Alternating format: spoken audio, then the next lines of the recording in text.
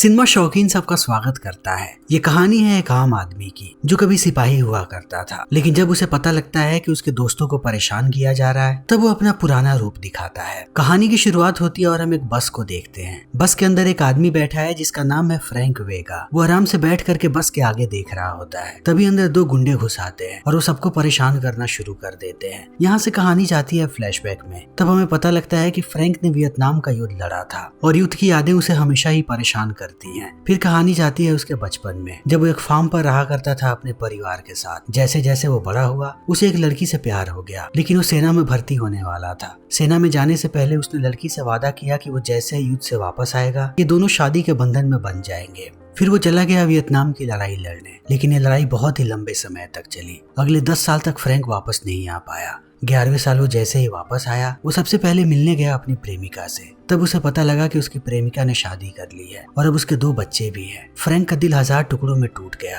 क्योंकि उस पूरे वियतनाम के युद्ध के समय वो अपनी प्रेमिका को याद किया करता था और इसी उम्मीद में जिंदा था कि वापस आकर के वो इस लड़की से शादी करेगा। इतना टूटने के बाद भी फ्रैंक ने अपने आप को संभाला और अपनी जिंदगी को वापस पटरी पर लाने लगा। सबसे पहले उसने पुलिस एकेडमी का फॉर्म भरा ताकि उसे यहाँ पर नौकरी मिल जाए। वो एक वॉर वेटरन है, उसे जरूर यहाँ पर नौकरी मिलनी चाहिए, लेकिन जैसे उसका इंटरव्यू होता है उसे यहाँ पर छांट दिया जाता है और फ्रैंक को यह नौकरी नहीं मिलती। अब उसके पास खाने पीने के भी पैसे नहीं है। तब वो सड़क पर हॉट डॉग्स बेचने लगता है, जिससे उसकी रोजी रोटी चलती है। लेकिन थोड़े समय के बाद ये सिलसिला भी खत्म हो गया जब शहर में एक फैंसी ट्रक आ गया। ट्रक के अंदर वो लोग हॉट डॉग्स बेचा करते थे। सारे लोग ट्रक्स के पास जाने लगे और फ्रैंक का धंधा चौपट हो गया। तब उसने खाना बदोशों वाली जिंदगी चुनी। वो एक शहर से दूसरे शहर जाने लगा। जहाँ भी उसे कोई भी काम मिलता वो काम करता और वहीं पर रुक जाता। तब से उसकी जिंदगी ऐसे ही चल रही है। अभी तक उसकी जिंदगी में शांति नहीं आई। अब कहानी चली आती है वर्तमान समय में। फ्रैंक उन दोनों गुंडों को देख रहा है जो सारे लोगों को परेशान कर रहे हैं, लेकिन कोई भी कुछ भी नहीं बोलता। थोड़ी देर के बाद वो लोग चले आते हैं एक बूढ़े आदमी के पास और उसे पीटने की तैयारी करने लगते हैं। और ये बात फ्रैंक को बिल्कुल भी पसंद नहीं आती कि वो लोग एक बूढ़े आदमी को कैसे परेशान कर सकते हैं।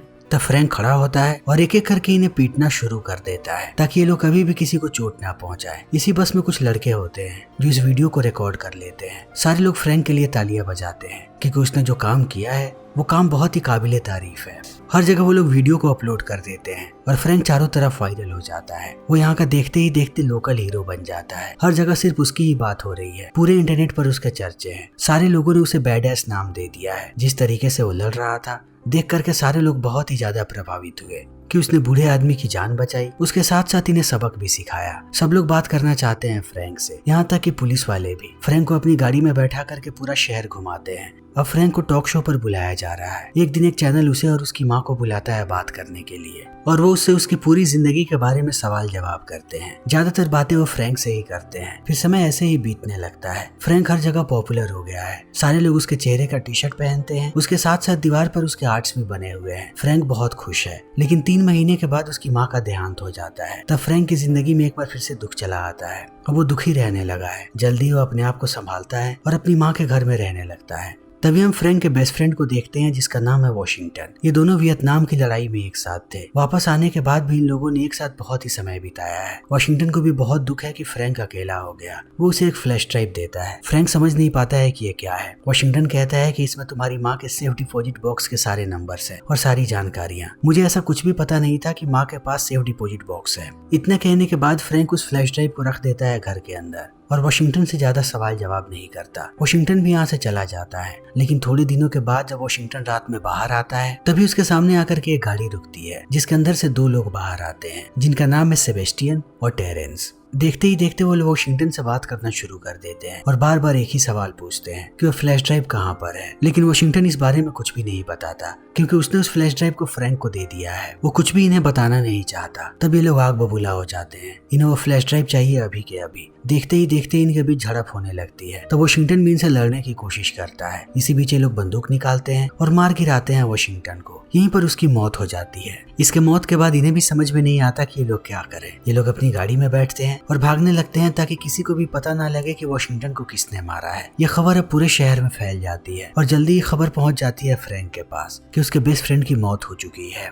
तब फ्रैंक पहुंचता है मुर्दा घर। जब वॉशिंगटन की लाश को देखता है वो समझ जाता है कि इसका मर्डर हुआ है। वो बात करता है पुलिस वालों से और कहता है कि चाहे कुछ भी हो जाए इसके कातिल जल्दी से जल्दी पकड़े जाने चाहिए। तब पुलिस वाले भी इसे आश्वासन देते हैं कि वो अपनी पूरी कोशिश करेंगे। वक्त ऐसे ही बीतने लगता है लेकिन कोई भी पुलिस वाला इस चीज को लेकर के सीरियस नहीं है। फ्रैंक इन बातों को सुनने के बाद परेशान होने लगता है। तभी एक रात उसके घर पर एक पुलिस वाला आता है जिसका नाम है मलार्क। मलार्क और फ्रैंक ये दोनों का भी दोस्त हुआ करते थे। मलार्क फ्रैंक से कहता है कि तुम चिंता मत करो, तुम्हें बार बार पुलिस स्टेशन आने की जरूरत नहीं है, हम लोग अपना बेस्ट कर रहे हैं, जितनी जल्दी हो सके हम वॉशिंगटन के कातिल को पकड़ लेंगे। इतना कहने के बाद वो चला जाता है लेकिन अभी भी फ्रैंक को इन पर भरोसा नहीं है। थोड़े समय के बाद जब वो रात में टीवी देख रहा होता है तब उसे पता लगता है कि पुलिस वालों ने बहुत सारे केसेस को सोल्व कर दिया है और सब पर वो बड़ी ही तेजी से काम कर रहे हैं। अगर किसी केस को वो लोग सीरियस नहीं ले रहे तो वो सिर्फ वॉशिंगटन का केस है। इस बात से वो बहुत ही ज्यादा गुस्सा हो जाता है और पहुंचता है पुलिस स्टेशन। सबसे सवाल जवाब करने लगता है कि ये लोग क्या कर रहे हैं, लेकिन पुलिस स्टेशन के अंदर भी इसे घुमाया जाता है। कोई भी किसी सवाल का ठीक से जवाब नहीं देता, जैसे कि इन्हें पता भी नहीं है कि वॉशिंगटन नाम का आदमी कोई मरा था। इन चीजों को देखने के बाद वो समझ जाता है कि पुलिस वाले कभी भी वॉशिंगटन को इंसाफ नहीं दिलवा पाएंगे। अगर वो चाहता है कि उसके दोस्त के कातिल को पकड़ा जाए तब फ्रैंक को खुद ही ये केस अपने हाथ में लेना पड़ेगा।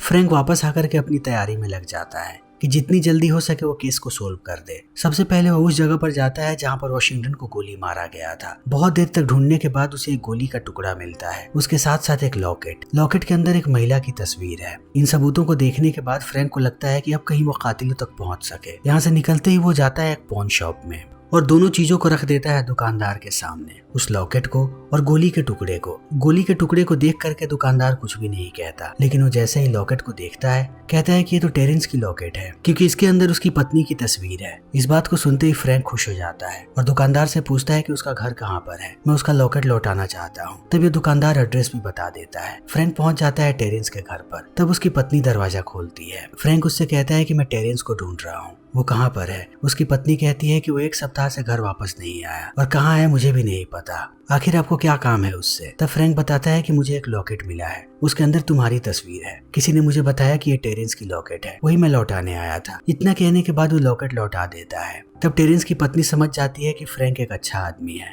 वो बस यहाँ पर मदद करने आया था, कहीं वो वाकई में टेरेंस से मिलना चाहता हो। वो एक बास्केटबॉल कोर्ट का लोकेशन देती है और बताती है कि टेरेंस हमेशा ही वहाँ पर जाता है अपने दोस्तों के साथ बास्केटबॉल खेलने के लिए, कहीं आपको वो वहाँ पर मिल जाए। 1 सप्ताह से वो घर नहीं आया है। तब फ्रैंक यहाँ से निकल जाता है। अंदर जाने के बाद वो देखता है कि बहुत सारे लोग बास्केटबॉल खेल रहे हैं। तब वो उनसे पूछता है कि टेरेंस कहाँ पर है, मगर कोई कुछ भी नहीं बताता। उल्टा वो लोग मजाक बनाना शुरू कर देते हैं फ्रैंक का।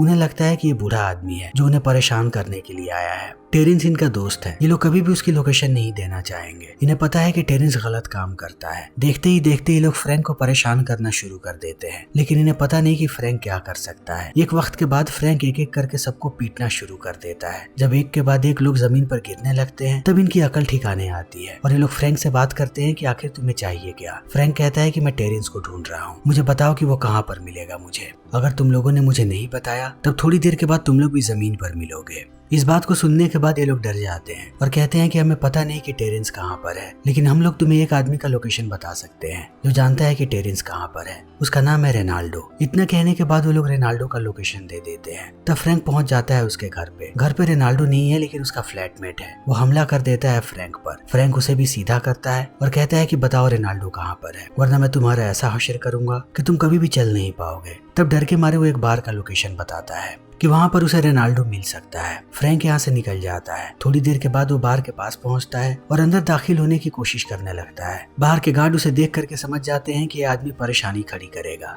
वो उसे रोकने लगते हैं, लेकिन आज फ्रैंक नहीं रुकने वाला है। वो इन्हें भी सीधा करता है और चला जाता है अंदर। अंदर जाते ही वो टूट पड़ता है रेनाल्डो पर। वो जानता है कि रेनाल्डो इतनी आसानी से कुछ भी नहीं बताएगा। वो उसे पीटता है और फिर पीट करके बाहर फेंक देता है खिड़की के, लेकिन अभी भी उसने उसे पकड़ रखा है। वो रेनाल्डो को कहता है कि अगर तुमने लोकेशन नहीं बताई टेरेंस की तब जल्दी ही तुम जमीन पर पड़े मिलोगे, वो भी बहुत सारे टुकड़ों में। तब रेनाल्डो डर जाता है और कहता है कि मुझे पता नहीं कि टेरेंस कहाँ पर है, लेकिन जल्दी ही वो एक आदमी से मीटिंग करने वाला है, वो मुझे पता है। अगर तुम वहाँ पर चले गए तब कहीं वो तुम्हें मिल जाए। इन बातों को सुनने के बाद फ्रैंक रेनाल्डो को ऊपर खींच लेता है। तभी हम पैंथर नाम के एक आदमी को देखते हैं जो शहर का सबसे बड़ा गैंगस्टर है। टेरेंस और सेबेस्टियन उसके लिए ही काम करते हैं। पैंथर अभी बात कर रहा है शहर के मेयर के साथ जिसका नाम है विलियम्स। पैंथर अपने पूरे काम धाम के बारे में बताता है मेयर को, और मेयर भी बताता है कि आखिर शहर में चल क्या रहा है। थोड़ी देर के बाद मेयर असली मुद्दे पर आता है और कहता है कि वो फ्लैश ड्राइव कहाँ पर है। जितनी जल्दी हो सके मुझे वो फ्लैश ड्राइव चाहिए। अगर वो किसी और के हाथ लग गई तो मेरा पूरा का पूरा करियर खत्म हो सकता है। यहाँ पर हमें पूरी सच्चाई पता लगती है कि वॉशिंगटन काम किया करता था पैंथर के साथ, और पैंथर के साथ साथ वो काम करता था मेयर के साथ भी। थोड़े समय के बाद उसने दोनों को धोखा दिया। मेयर की जितनी भी काली करतूतें हैं उन सबकी जानकारी एक फ्लैश ड्राइव में भरी और लेकर के गायब हो गया, और वो फ्लैश ड्राइव उसने दे दिया ले जा करके फ्रैंक को। वो जानता था कि फ्रैंक इस चीज को सुरक्षित रखेगा, लेकिन अब मेयर परेशान है। उसे कैसे भी वो फ्लैश ड्राइव चाहिए। वो नहीं चाहता कि उसकी काली करतूतें बाहर आए, वरना वो इस बार का इलेक्शन हार जाएगा और कहीं उसे जेल भी ना जाना पड़े। पैंथर इन बातों को सुनने के बाद कहता है कि मैंने अपने आदमियों को लगा रखा है, जल्दी वो फ्लैश ड्राइव निकाल करके बाहर लाएंगे। तभी हम फ्रैंक को देखते हैं। फ्रैंक जब वॉशिंगटन की सारी बातों को याद करता है तब उसे याद आता है कि आखिरी बार जब वो मिला था तब उसने एक फ्लैश ड्राइव दी थी। फिर वो उस फ्लैश ड्राइव को बाहर निकालता है और मदद लेता है एक बच्चे से जिसका नाम है मार्टिन, ताकि वो फ्लैश ड्राइव को खोल सके। फ्रैंक को कंप्यूटर चलाना नहीं आता इतने अच्छे तरीके से। जैसे वो फ्लैश ड्राइव को खोलता है उसे बहुत सारी चीजें अंदर मिलती हैं। थोड़े समय के बाद उसे पता लगता है एक लड़की के बारे में जिसका नाम है तानिया। तानिया एक मसाज पार्लर में काम करती है। वहीं पर फ्रैंक भी चला जाता है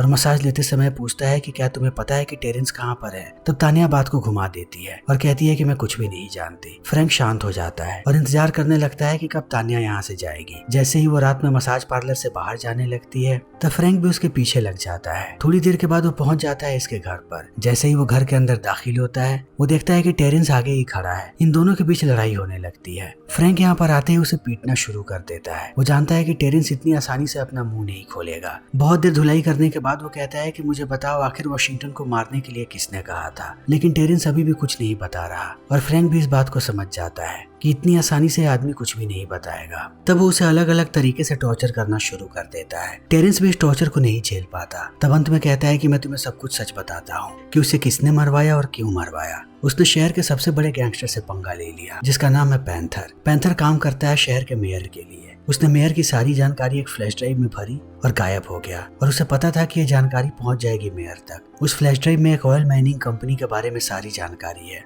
जो कि इलीगल है। वो मेयर को हर तरीके से बर्बाद कर सकती है, इसीलिए पैंथर पीछे है उस फ्लैश ड्राइव के। अगर तुम्हें चाहिए तो मैं पैंथर की लोकेशन देता हूँ। फ्रैंक पैंथर की लोकेशन लेता है, लेकिन उसके पास जाने से पहले वो आता है अपने घर वापस ताकि वो तैयारी कर सके। लेकिन उससे पहले उसे मार्टिन के पास जाना है ताकि वो पता लगा सके फ्लैश ड्राइव के बारे में। जैसे ही वो मार्टिन के घर के अंदर दाखिल होता है वो मार्टिन की माँ को देखता है जिसका नाम है एम्बर। एम्बर को उसका पति हमेशा ही परेशान करते रहता है, कभी कभी बड़ी बेरहमी से पीटता भी है। आज वो अपनी पत्नी को पीटता उससे पहले यहाँ पर फ्रैंक आ जाता है और एम्बर के पति को सबक सिखाता है कि दोबारा वो ऐसी गलती ना करे। ये बात एम्बर को बहुत पसंद आती है। वो मार्टिन को गले से लगा लेती है और कहती है कि जल्दी ही मैं इसे तलाक देने वाली हूँ। मैं चाहती हूँ कि आज तुम लंच पर मेरे साथ आओ। तब फ्रैंक भी खुश हो जाता है। घर जाने के बाद वो अपने सबसे अच्छे कपड़े पहनता है, बाल बनाता है, परफ्यूम लगाता है और चला आता है एम्बर के साथ लंच करने के लिए। धीरे धीरे ये दोनों करीब आने लगते हैं। थोड़ी देर के बाद ये दोनों जैसे ही एक दूसरे को किस करने वाले होते हैं तभी यहाँ पर मार्टिन आ जाता है। मार्टिन को देखने के बाद ये दोनों शांत हो जाते हैं। फ्रैंक देखता है कि इनका दरवाजा टूटा हुआ है। वो एम्बर और मार्टिन को कहता है कि जब तक मैं तुम लोगों का दरवाजा ठीक ना करवा दूं तुम दोनों मेरे घर पर आकर के रह सकते हो। तब ये लोग उसके घर पर रहने लगते हैं। फ्रैंक यहाँ से निकलता है और उस फ्लैश ड्राइव को ले जाकर के दे देता है मलार्क को कि अगर उसे कुछ भी हो जाए तो मलार्क पूरी सच्चाई दुनिया के सामने लाए। फ्लैश ड्राइव को देने के बाद वो सीधा जाता है पैंथर के लोकेशन पर। जैसे ही वो अंदर दाखिल होता है वो समझ जाता है कि पैंथर को पहले से पता था कि वो यहाँ पर आने वाला है। उसने अपने सारे लोगों को बुला करके रखा है। ये सारे लोग फ्रैंक पर हमला करने के लिए तैयार हैं। थोड़ी देर के बाद पैंथर उसके सामने आता है और कहता है कि मुझे पता है वो फ्लैश ड्राइव तुम्हारे पास है, तो अगर तुम्हें जिंदा रहना है तो बताओ कि वो फ्लैश ड्राइव कहाँ पर है। लेकिन फ्रैंक उसकी बातों पर ध्यान नहीं देता और आगे बढ़ने लगता है। तब सारे लोग उस पर हमला कर देते हैं। इतने सारे लोगों से फ्रैंक नहीं लड़ पाता है। अंत में बेहोश होकर के गिर जाता है जमीन पर। थोड़ी देर के बाद जब उसकी आंखें खुलती हैं तब वो देखता है कि उसे बांध दिया गया है कुर्सी पर और इन लोगों ने इलेक्ट्रिक शॉक देने के लिए उसके शरीर में वायर लगा करके रखा है। पैंथर कहता है कि अपनी मुश्किलों को ज्यादा मत बढ़ाओ, जल्दी से बकना शुरू करो कि वो फ्लैश ड्राइव कहाँ पर है। मगर फ्रैंक कुछ भी नहीं बताता। तब ये लोग उसे टॉर्चर करना शुरू कर देते हैं। ये टॉर्चर बहुत देर तक चलता है, लेकिन फ्रैंक इतनी आसानी से नहीं टूटने वाला। उसने वियतनाम में युद्ध लड़ा है, उसने वहाँ पर इससे बुरी चीजें देखी हैं। फिर भी ये लोग उसे ऐसे ही इलेक्ट्रिक शॉक्स देते रहते हैं। थोड़ी देर के बाद जब पैंथर थक जाता है तब वो चेक करने लगता है उसकी जेब को। अंदर से उसे मिलता है इसका आईडी कार्ड। कहता है कि मुझे लगता है कि वो फ्लैश ड्राइव होगा तुम्हारे घर पर, और अगर हम घर पर गए तो क्या पता वो लोग भी मिल जाएं जिन्हें तुम बहुत ज्यादा चाहते हो। तब तुम्हारा मुंह खुलवाना ज्यादा आसान होगा। इतना कहने के बाद पैंथर जाने लगता है उसके घर की तरफ। तभी हम देखते हैं कि फ्रैंक ने अपने हाथों को खोल लिया है। उसकी जेब में एक मैच बॉक्स था। वो तुरंत एक तिल्ली जलाता है और फेंक देता है तेल वाले टैंक्स पर। तब देखते ही देखते चारों तरफ आग लग जाती है। ये लोग भागने लगते हैं। एक बहुत ही बड़ा ब्लास्ट होता है जिसमें ज्यादातर लोग मारे जाते हैं, लेकिन फ्रैंक और पैंथर अभी भी जिंदा है। पैंथर बाहर भाग रहा है। उसे पता है कि फ्रैंक उसके पीछे आने वाला है। भाग करके वो पहुंच जाता है रोड पर। फिर एक बस के सामने खड़ा होता है और ड्राइवर को बाहर फेंक करके खुद बस को चलाने लगता है। फ्रैंक भी उसके पीछे ही है। वो भी जाकर के बैठ जाता है एक दूसरे खाली बस में और पैंथर भागते जा रहा है और फ्रैंक उसका पीछा कर रहा है बस से। थोड़ी देर के बाद ये दोनों बस आपस में टकरा जाते हैं और इनका एक्सीडेंट हो जाता है, लेकिन फ्रैंक इतनी आसानी से नहीं रुकने वाला है। बस से वो बाहर आ जाता है। तभी उसकी नजर पड़ती है कि पैंथर भी बाहर आ गया है। वो भाग रहा है उसके घर की तरफ। तब वो पैदल ही उसका पीछा करने लगता है। थोड़ी देर के बाद उसे दो लोग मिलते हैं। तब फ्रैंक को याद आता है कि ये दोनों वही गुंडे हैं जिन्हें उसने बस में पीटा था। ये लोग अब तैयार हैं फ्रैंक को पीटने के लिए। इनमें से एक लड़का वीडियो बनाने लगता है और दूसरा लड़का मारने जाता है फ्रैंक को, लेकिन फ्रैंक अभी भी तैयार था इन दोनों का मुकाबला करने के लिए। वो इन दोनों की फिर से धुलाई करता है और इन्हें बताता है कि बॉस कौन है और यहाँ से निकल पड़ता है अपने घर की तरफ। तभी हम पैंथर को देखते हैं जो आ चुका है फ्रैंक के घर के अंदर। अंदर आते ही उसकी नजर पड़ती है एम्बर पर। तब उस पर चिल्लाने लगता है और धमकी दे करके कहता है कि मुझे अभी के अभी वो फ्लैश ड्राइव चाहिए, लेकिन वो एम्बर को कुछ करता उससे पहले यहाँ पर फ्रैंक आ जाता है और ये दोनों लड़ना शुरू कर देते हैं। इनके बीच बहुत देर तक लड़ाई चलती है। पहले ये लोग घर के अंदर लड़ते हैं, फिर चले आते हैं घर के बाहर। यहाँ भी ये दोनों लड़ रहे हैं, लेकिन पैंथर भारी पड़ता है फ्रैंक पर। वो उसे मार करके घायल कर देता है। जब पैंथर अपना आखिरी पंच मारता है तब फ्रैंक गिर जाता है नीचे जमीन पर। एम्बर जानती है कि अब पैंथर मार देगा फ्रैंक को, इसीलिए वो उसके ऊपर कूद जाती है उसे रोकने के लिए, लेकिन पैंथर उसे भी जमीन पर फेंक देता है। तब तक अब फ्रैंक खड़ा हो चुका है और वो लड़ने के लिए तैयार है। वो एक के बाद एक मुक्कों की बारिश कर देता है पैंथर पर। तब पैंथर गिरता है जमीन पर। इसी बीच हम देखते हैं कि पुलिस वाले यहाँ पर आ चुके हैं। सबको सबकी सच्चाई पता लग चुकी है। वो लोग पैंथर को गिरफ्तार करके ले जाते हैं। जब सारी सच्चाई मीडिया तक पहुँचती है तो मेजर विलियम्स को भी गिरफ्तार कर लिया जाता है। इन दोनों को लंबे समय के लिए जेल होने वाली है। दूसरी तरफ हम फ्रैंक को देखते हैं जिसके साथ अब एम्बर और मार्टिन रह रहे हैं। ये लोग एक परिवार बन चुके हैं और पूरी जिंदगी एक साथ रहेंगे। फिर इसी के साथ ये फिल्म यहीं पर खत्म हो जाती है। तो दोस्तों, हमारी आज की ये वीडियो यहीं पर खत्म होती है। अगर आपको हमारी ये वीडियो पसंद आई हो तो इसे लाइक करें, शेयर करें और चैनल को सब्सक्राइब करें। Thank you.